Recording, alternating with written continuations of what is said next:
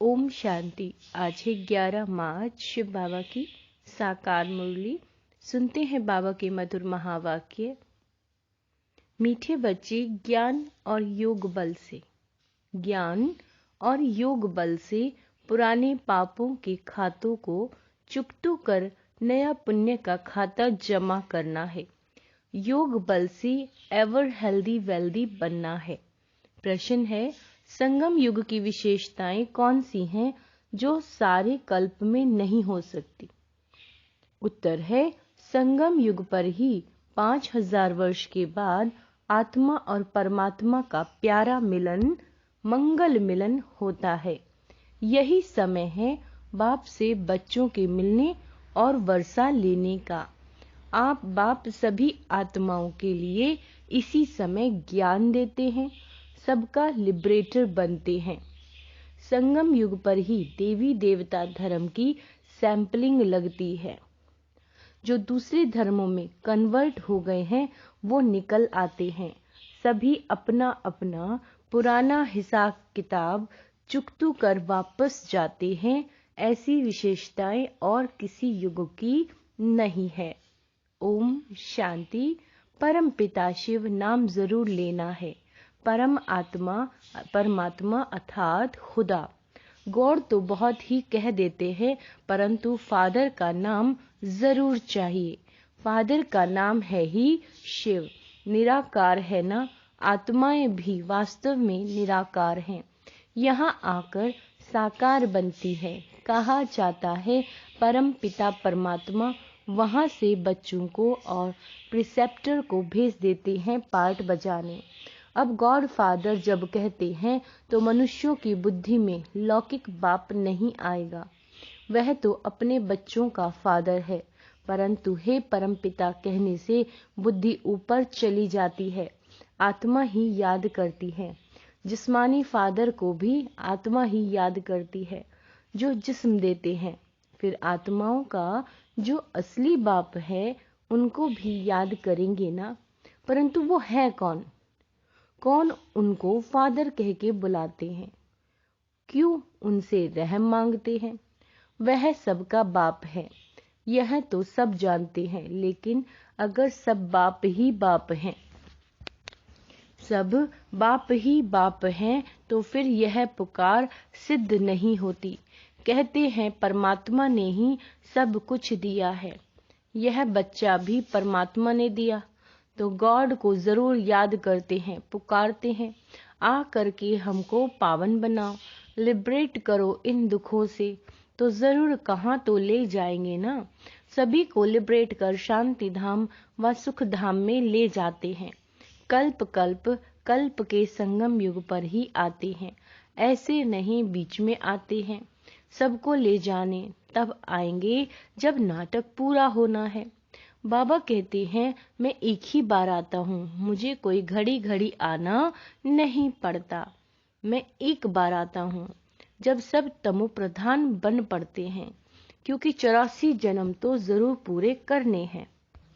अगर पहले आऊं तो 84 का चक्र पूरा ना हो। चक्र का पूरा अंत आना चाहिए ना। जब आना होता है तब फिर बच्चों का आकर पहले पहले बाप बनता हूँ, फिर टीचर सदगुरु भी बनता हूँ। बाप जन्म देते हैं, टीचर शरीर निर्वाह अर्थ शिक्षा देते हैं और गुरु किया जाता है सदगति के लिए। गुरु यहाँ ही किए जाते हैं। सतगुरु में कोई गुरु नहीं करते, वहाँ बाप और टीचर होते हैं। ऐसे नहीं कि बाप टीचर बन पड़ते हैं। बाप अलग टीचर अलग होते हैं। यहाँ यह बाप टीचर गुरु एक ही है। तुम बच्चों को अडॉप्ट किया है। तुम हो मुख वंशावली, फिर चाहिए पढ़ाई, तो सारी सृष्टि चक्र के आदि मध्य अंत का राज समझाते हैं। ड्रामा में मुख्य क्रिएटर मुख्य एक्टर कौन कौन है, सारे विश्व के चक्र की नॉलेज बताते हैं। मूल वतन, सूक्ष्म वतन, स्थूल वतन का सारा समाचार बताते हैं। कहाँ का? मूल वतन, सूक्ष्म वतन और स्थूल वतन का। यह सारा चक्र कैसे फिरता है। पहले पहले नई दुनिया में कौन कौन आते हैं? बाबा कहते हैं पहले पहले तो बच्चों को यह जानना चाहिए कि वह हमारा बेहद का बाप है। यह ब्रह्मा भी कहते हैं हमारा बाप यह शिव है, ब्रह्मा वल्द शिव। शिव बाबा भी कहते यह ब्रह्मा बच्चा है, मुझे इनमें प्रवेश करना है, तो मैंने इनको अडॉप्ट किया।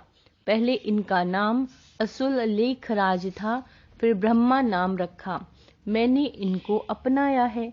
मनुष्य बाबा बाबा कहते हैं, परंतु बिगड़ जाने शिव के चित्र के आगे जाते हैं, परंतु वह हड्डी दिल से समझते नहीं। क्या कहा बाबा ने? चित्र के सामने तो जाते हैं मगर हड्डी दिल से समझते नहीं है कि ये हमारा बाप है।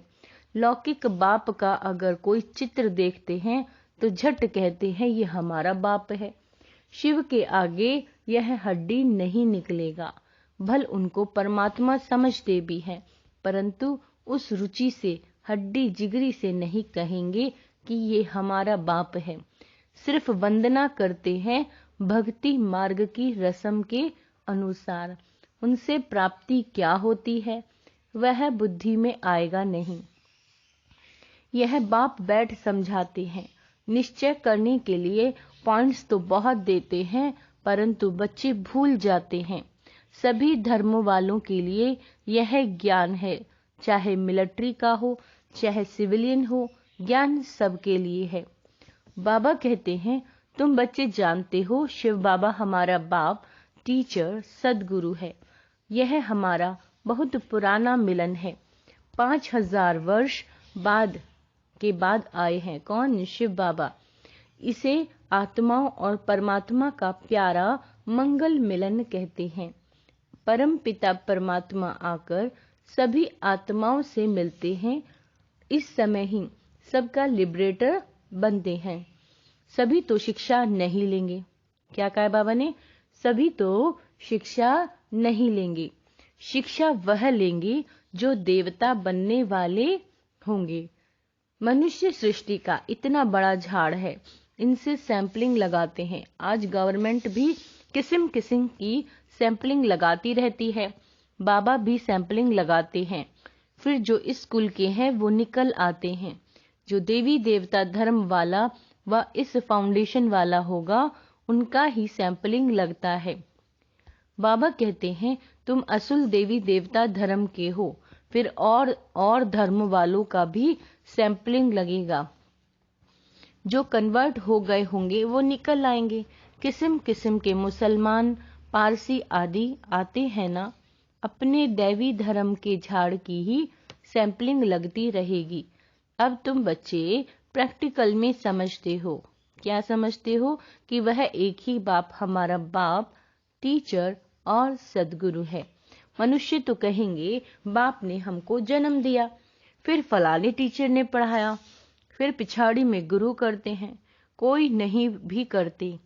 हर एक की अपनी अपनी मान्यता है। कोई न कोई का सिमरण जरूर करते हैं। बाप को याद करेंगे व कोई मित्र संबंधी को याद करेंगे।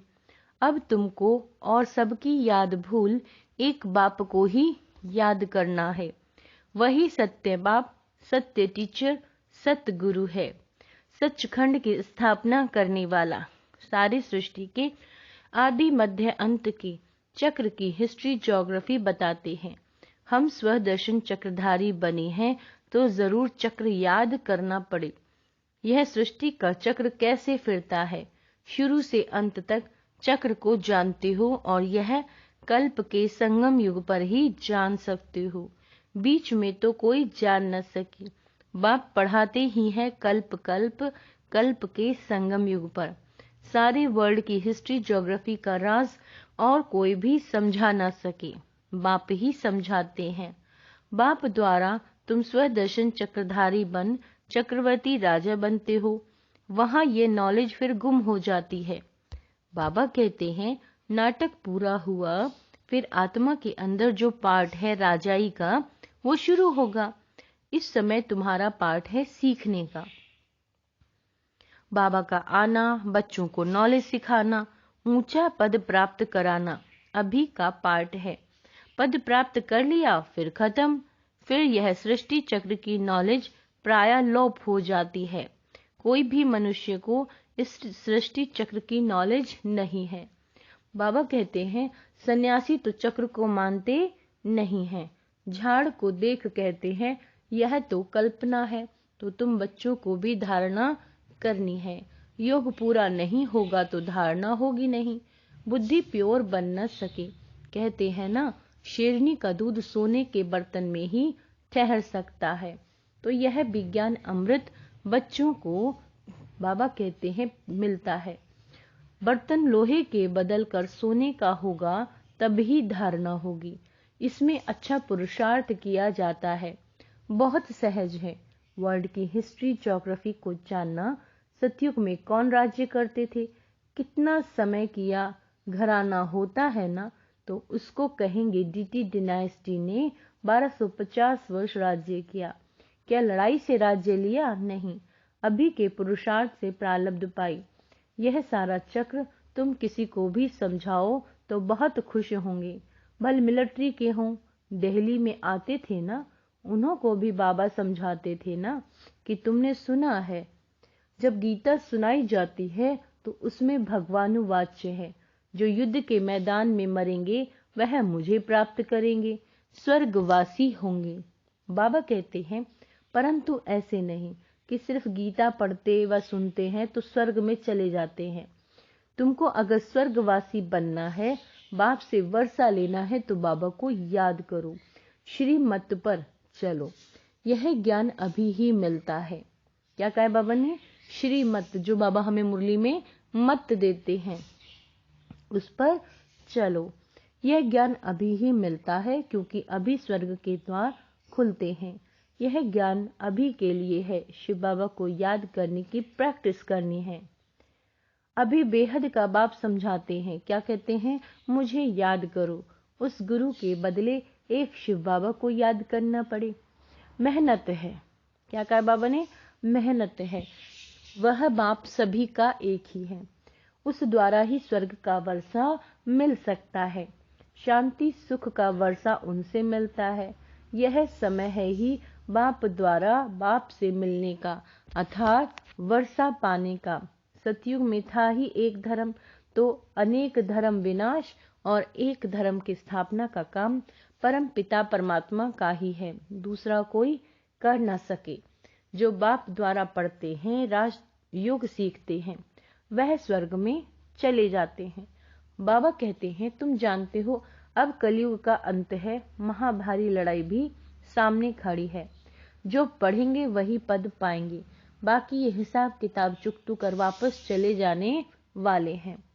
तुमको अभी प्रैक्टिकल में अपने पापों का खाता चुकतू कर और पुण्य का खाता जमा करना है।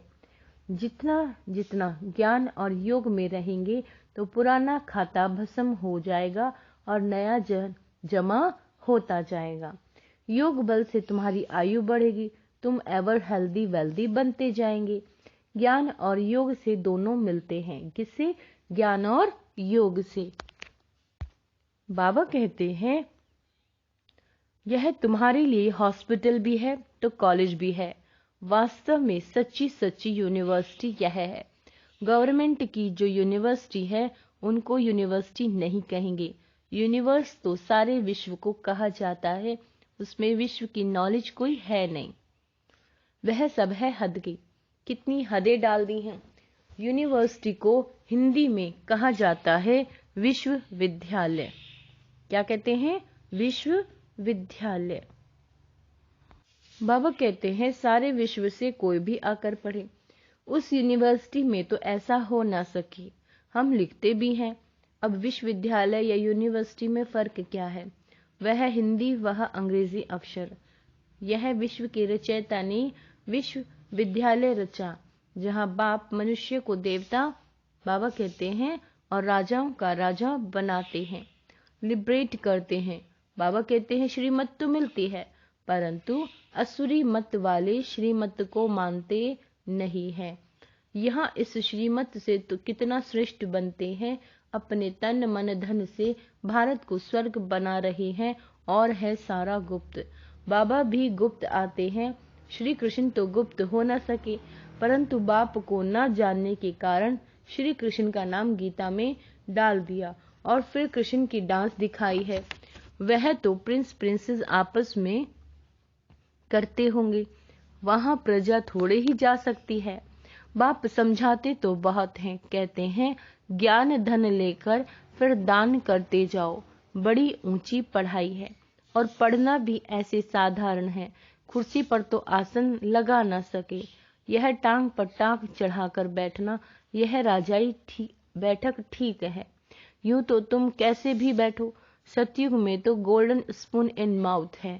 बच्चों ने साक्षात्कार भी किए हैं, कैसे विमानों में सोना भरकर आते हैं, महल आदि बहुत जल्दी सब कुछ बन जाता है। अब भी बाबा के देखते देखते बिजली मोटर आदि क्या क्या बन गए। आगे अनाज कितना सस्ता था तो सतयुग में कितना सस्ता होगा। यहाँ सोने के सिक्के की कीमत 100 रुपया है तो वहां 1 पैसा बाबा कहते होगी, तो कितना फर्क है। तो तुमको 1 जन्म की पढ़ाई से 21 जन्मों की राजाई मिलती है। बाबा कहते हैं और क्या चाहिए।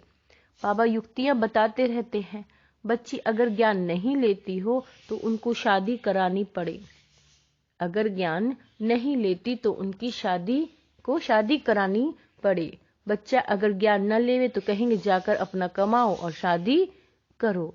बाबा राय तो हर इबात की देते हैं। शादी पर जाना है तो सिर्फ फल लेकर शिव बाबा को याद कर खाएंगे तो वह पवित्र बन जाएगा।